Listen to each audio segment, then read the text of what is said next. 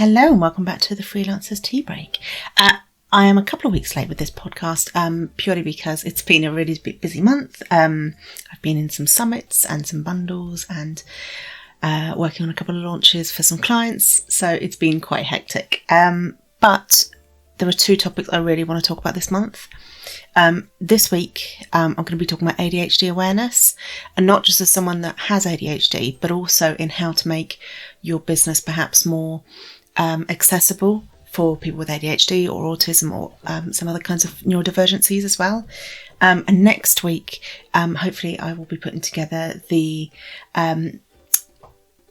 like a collaborative episode with lots of different people, a bit like the one that I did last month. But because it's Mental Health Month, I'm going to be sharing some tips from them on mental health. But this week, I want to dive into ADHD because it's ADHD Awareness Month. And I'm going to base this on a talk I recently did for the coaching crowd. And it was all about coaching as someone who's neurodivergent. But actually, I dived into a lot of things about making things more accessible. And I think that might be quite useful. So let's get into it. So first of all, I just want to give you an idea of what, because I will switch between saying ADHD and I will sometimes refer to neurodivergency as well. So first of all, something I've only learnt recently, neurodivergent and neurodiverse are different terms. So neurodivergent is for people that have a range of conditions from autism, ADHD, dyslexia, dyspraxia, dyscalculia, I can never say that, Down syndrome, epilepsy, and some chronic health conditions like bipolar, obsessive compulsive disorder, borderline personality disorder, anxiety, and depression. Neurodiverse actually just refers to neurodivergent and neurotypical people. So I just thought that might be quite a useful thing to share because it's a mistake I was definitely making, so it might be useful. So a starting point is I'm just going to share how being ADHD has affected my life. And if you haven't listened before, I was only diagnosed in March or April this year, and I recently started on meds sort of 6 or 7 weeks ago, I think. So the ways that my ADHD affected me, and I have inattentive, which means if you think of at school kind of the girl who daydreams a lot and struggles to concentrate sometimes, I was that girl, whereas a kind of the stereotypical view is probably what my son is more of, which is sort of hyperactive, distracted easily, that kind of side of things. But for me, it affected me in terms of my attention to detail, my focus, my memory is really affected. I will often forget words, quite simple words, and that, unfortunately, that's not been, it's not something that medication can fix or anything. It's just something I adapt to. Self-esteem issues from being undiagnosed. I spent a long time thinking I was lazy or stupid because my ADHD did not give me the hyperactive body. It gave me the hyperactive mind, which I didn't realise until I went on meds. And I was always completely shattered. Like I would say working at like 20, 30% energy, whereas now I'm probably working at 70 to 80%. So I had a lot of kind of negative thoughts about being stupid and lazy, that kind of thing. Very disorganised. And actually I kind of end up turning early for a lot of things just because I know how bad I'm going to be. And also if I know that there's an event in my diary that day, I cannot do anything but focus on that event. So I usually get there early for that reason. A really key one is that motivation isn't a given. And a big problem that people with ADHD have is that our dopamine, there's a theory basically at the moment, I think, based on research, that our brains are too efficient in processing dopamine. So dopamine is what keeps you motivated and it contributes to good mood and things like that. And it's why quite often people with ADHD will pick up a hobby, get really excited, hyper-focus on it, and then get bored. It's because our brains have processed the dopamine too quickly. So one big thing I've been learning is all about how to basically trick my brain into being motivated about certain things. And I'll talk about that in a minute. I definitely prefer deep talk to small talk. That could also be an introvert thing though. Yeah, not great with small talk. I can be impatient or get bored easier. I don't necessarily show that, but I can feel it. And that's not in conversations and things like that. That's usually in like queuing and stuff like that.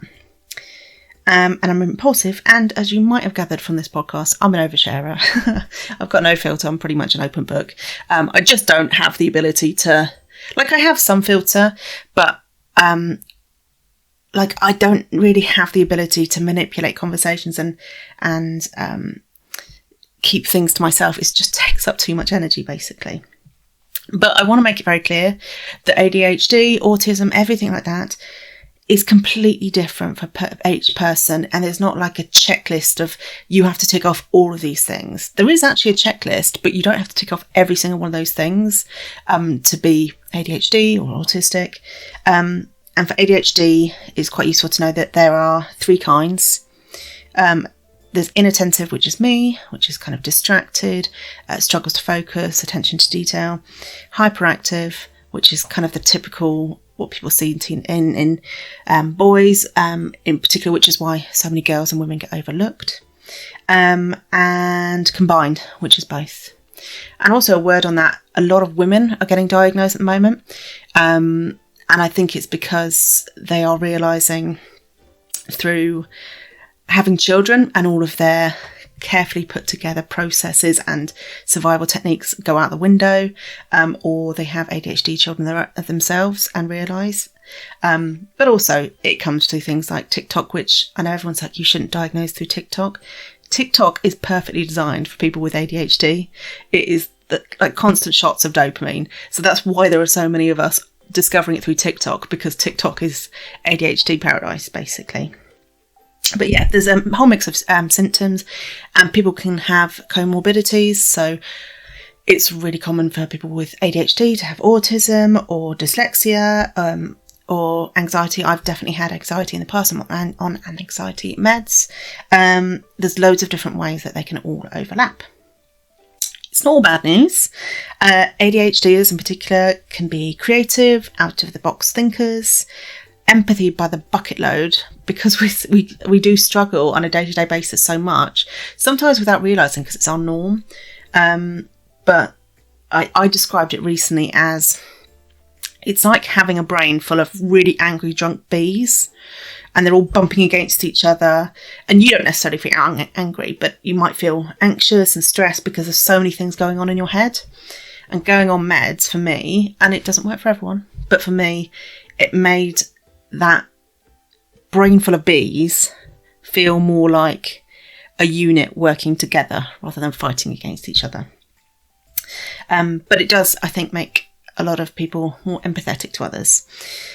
Hyperfocus, when it's on the right thing, can be brilliant. If I hyperfocus on a project, I'm all in, I'm really passionate about it, I'm really excited, and it doesn't necessarily always wear off. Like, I'm still really passionate about freelancing, and it's been like 13, 14 years now. So that hyperfocus can be brilliant. ADHD is because they can be impulsive, are more open to trying new things. They're also used to reframing things, I think, sometimes, and being more aware of their mindset. And again, with the impulsivity, it means that they can be more flexible. And also ADHDers are often multi-potentialites, which is people who have lots of different talents, lots of different skills.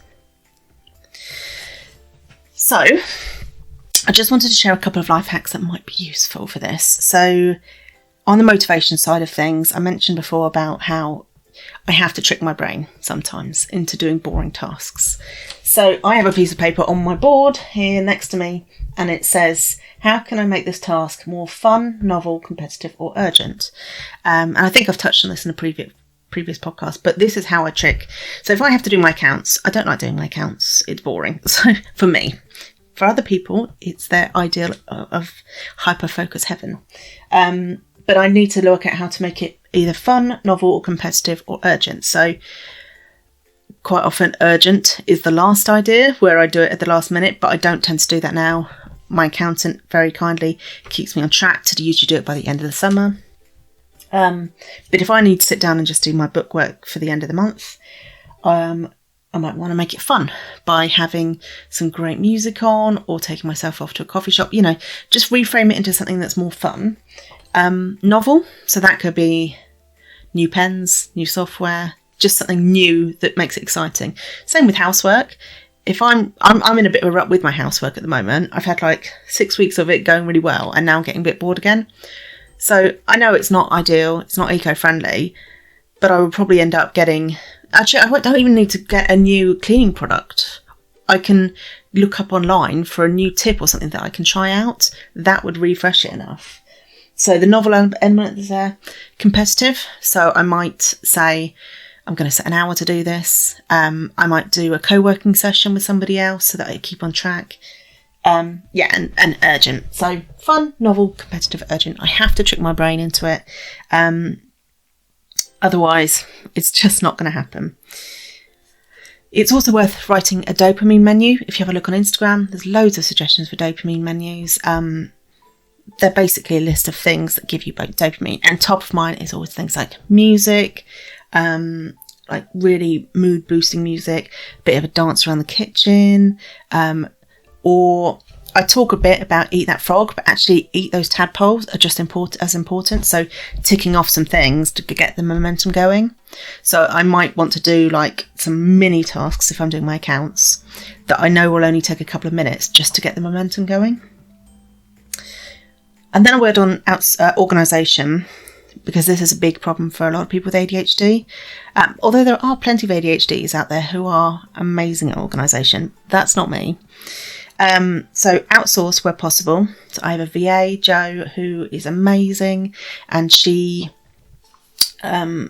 just keeps on top of everything for me, basically. So my email goes out every single week because of Jo.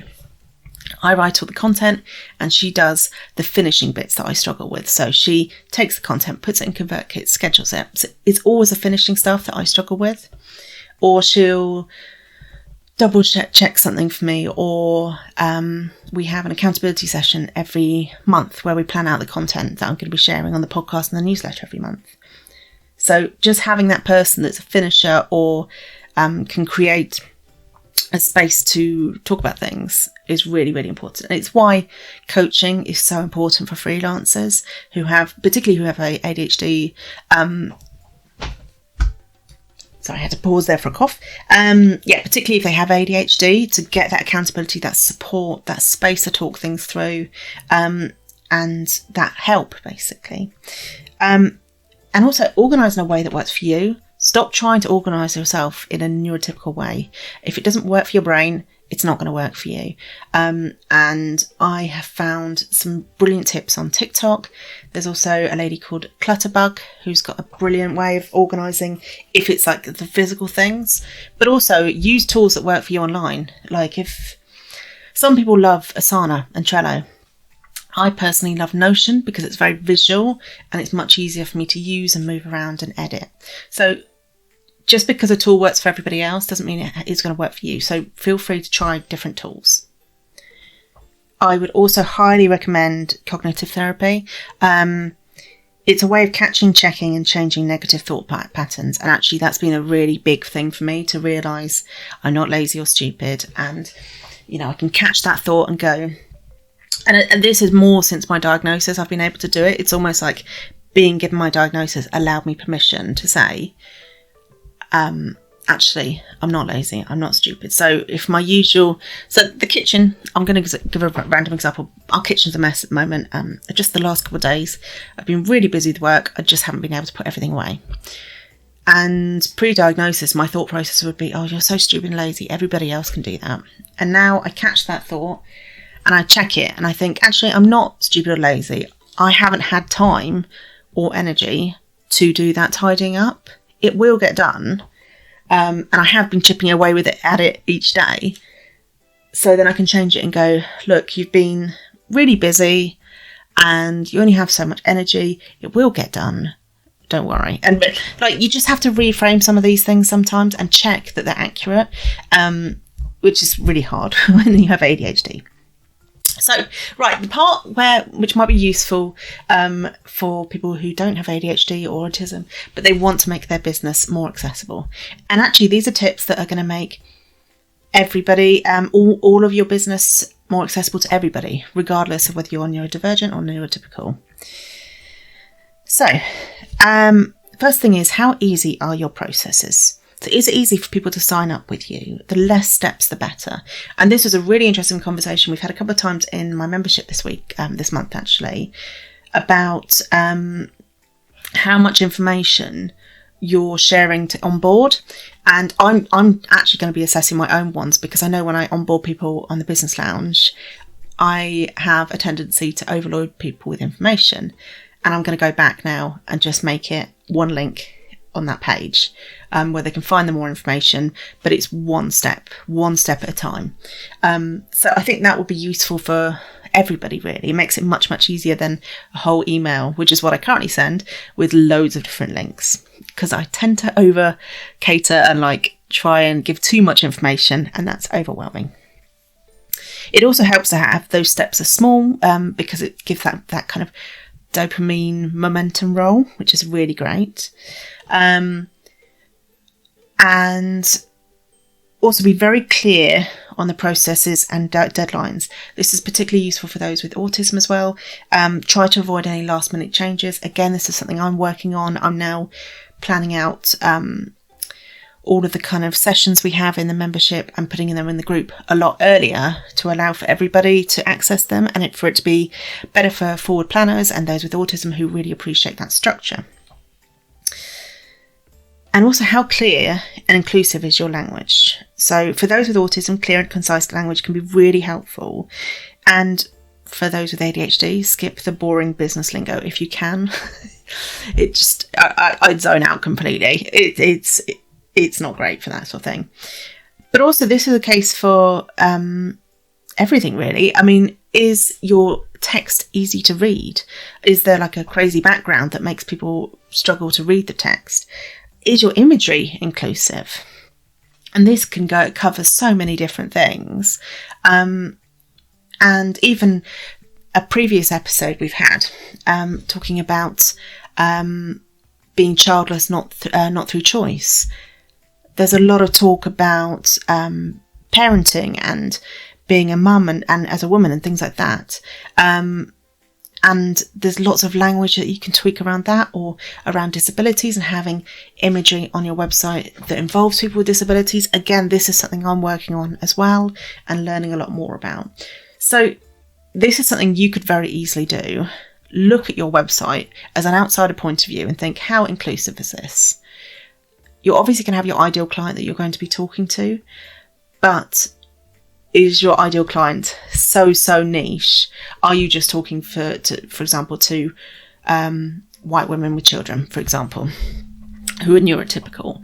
And could you sort of grow that niche and change that niche to have a wider variety of people involved? One big thing you can ask is, do they have any requirements? So when you're onboarding somebody, for example, ask if they have any accessibility needs. Do they need extra meeting reminders? Coaching notes after? Do they prefer their coaching notes as audio or video, or is a short email fine? If you're meeting in person, do they need somewhere with less distractions? Do they need movement breaks? Things like that. So these are simple things, and you probably find most people are not going to need any of those, but offering them just makes you so much more accessible and inclusive for everybody. And the other option is there's a new kind of bionic reading font, which is really good for people with ADHD, but it's supposed to be quite good for people with dyslexia, I think, as well. And I think they're rolling out a plugin that you can add. But have a look at some of the plugins for your websites for accessibility and things like that. Make it much, much easier.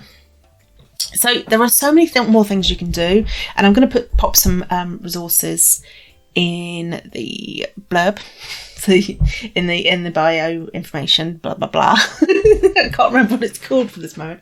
In the description, I'll pop some more information. This is all from my own experience, so I would love to know if I'm missing any more, or if there's something more that I can add to this. It'd be really, really welcome. But yeah, I would basically just encourage you to have a look at your copy, have a look at your website. Is it as inclusive as it can be? And are there some small steps you can take to do that? If you have any questions about ADHD, I am, as I mentioned earlier, an open book. do feel free to just message me. I'm not an expert. This would only be on my own experiences. There are plenty of people who take different approaches to it, and everyone's got different symptoms and things like that. But yes, feel free to message me on Instagram. I'm always happy to answer any questions. I'm Emma Cossey on there. And come join us in the Facebook group, the Freelance Lifestylers. Sorry, because this is a longer one, I'm jumping over my words now. In the Freelance Lifestylers group, it's full of lovely people. There's a really good mix of neurotypical, neurodivergent. I will say freelancing does tend to attract more neurodivergents because we don't fit in corporate worlds quite often. So if you are feeling like that. One final word. If you are thinking you might have it, I would recommend having a look at Psychiatry UK. They are an NHS right to choose partner, which means you can go through them, but it's still free. And I think at the moment their waiting list is about 6 months. If you go direct through the NHS, it's a lot longer. So if you go on their website, they've got a letter you can print off, present that. And if you go to the doctor, go along with a list of ways you think it's affecting you at the moment. A list of ways you think it affected you as a childhood and some kind of examples, because that's going to be the key thing. They want to know if it affected you in childhood. And also just be aware that you might not even know some of the ways that it is affecting you. And I didn't until I was finally put on meds, and I didn't realise how busy my brain was until I went on the meds, and it's just it's just incredible. But it's not perfect. There's definitely trial and error. I'm having to learn how to relax now because I used to rely on a daily nap, and that turns out that was my stress reliever, to have a nap, and now I don't need to have a nap, so I'm having to retrain my brain, I think. So there's a lot of kind of adjustments, I would say. But yes, don't be surprised if you suddenly realise how much your life has been affected if you have these symptoms. And there might be a mourning period. That's quite common as well. Right, I'm blabbering now. But I just wanted to share some of that in case you feel like you might have ADHD, but also it might be useful if you want to make your business more inclusive. Have a good week, everyone, and I will be back next week with that collaborative episode on mental health.